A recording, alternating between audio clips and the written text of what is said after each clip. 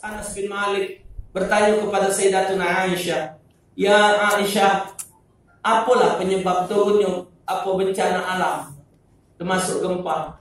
Kata Aisyah radhiyallahu taala anha, pertama penyebabnya yashrabul khamar, minum minuman keras. Tak lagi mau mabuk-mabuk pengen masih tak? Katik tapi naik banyak.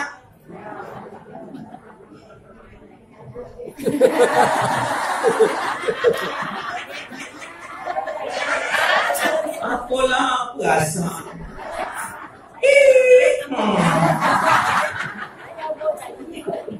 Lah,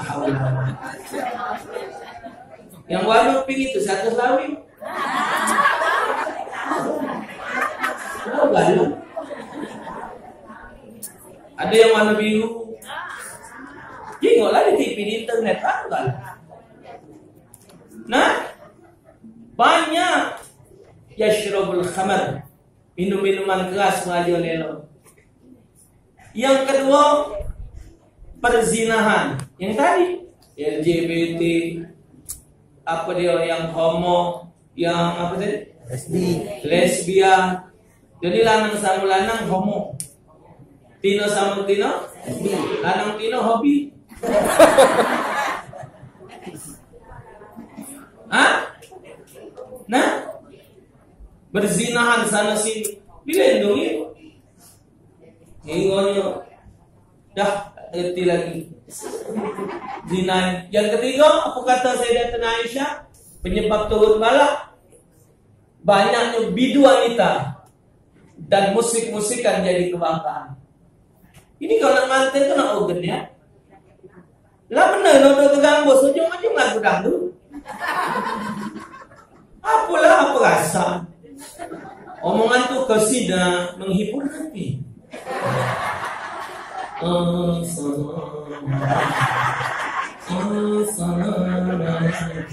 Hanya ucapkan kami ya Rabbi bagi waktoni umat lagi waktoni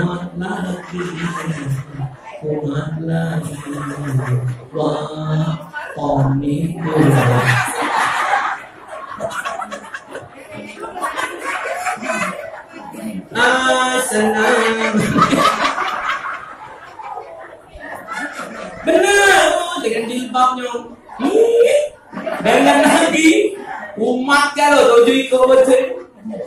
Yang lagu ini nyoket laki orang dengan bini orang. Aku dah turun bala.